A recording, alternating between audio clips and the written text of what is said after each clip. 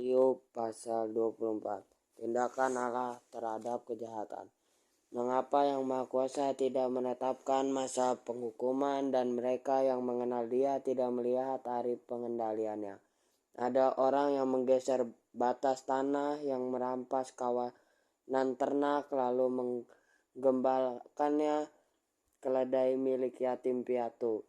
Dilarikannya dan lembu betina milik seorang janda diambil sebagai gadai. Orang miskin disingkirkannya dari jalan, orang sengsara di dalam negeri semuanya terpaksa bersembunyi. Sesungguhnya seperti keledai liar padang gurun, mereka keluar untuk bekerja mencari makan. Padang belantara menyediakan makanan bagi mereka dan anak-anak mereka. Mereka mengambil makanan hewan di ladang dan mengumpulkan buah yang tersisa dari kebun anggur milik orang fasik. Dengan telanjang mereka bermalam karena tidak mempunyai pakaian. Dan mereka tidak memiliki selimut pada waktu dingin.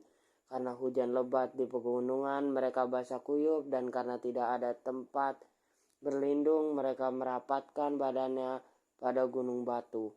Anak piatu direnggut dari susu ibunya, dan bayi orang miskin diambil sebagai gadai. Dengan telanjang mereka berkeliaran karena tidak mempunyai pakaian, dan dengan kelaparan mereka memikul berkas-berkas gandum.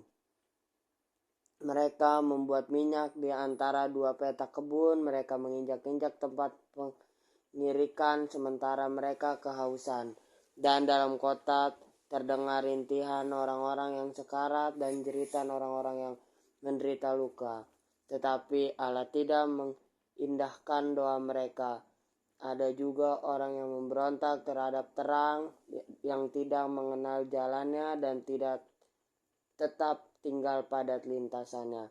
Di waktu subuh si pembunuh bangun, orang sengsara dan miskin dibunuhnya, dan di waktu malam ia bertindak seperti pencuri. Mata orang berzina menunggu senja, pikirannya jangan seorang pun melihat aku, lalu dikenakannya tudung muka. Di dalam gelap mereka membongkar rumah. Pada siang hari mereka bersembunyi, mereka tidak mengenal terang. Karena kegelapan itu pagi hari mereka sekalian, dan mereka sudah terbiasa dengan ngerinya kegelapan. Mereka hanyut di permukaan air, tanah milik mereka terkutuk di bumi. Mereka tidak lagi pergi ke kebun anggur, kemarau dan panas menghabiskan air salju. Demikian juga dunia orang mati terhadap mereka yang berbuat dosa. Rahim melupakan dia, belatung menikmati ia, tidak diingat lagi kecurangan dipatahkan seperti pohon kayu.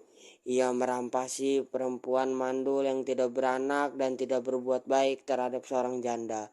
Tetapi Allah menyeret orang-orang perkasa dengan kekuatannya, meskipun tegak hidupnya tidak terjamin. Allah memberinya keamanan yang menjadi sandarannya dan mengawasi jalan-jalannya.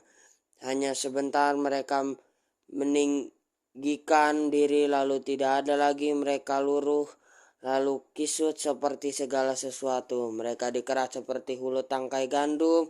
Jika tidak demikian, siapa berani menyangga aku dan meniadakan perkataanku? Amin.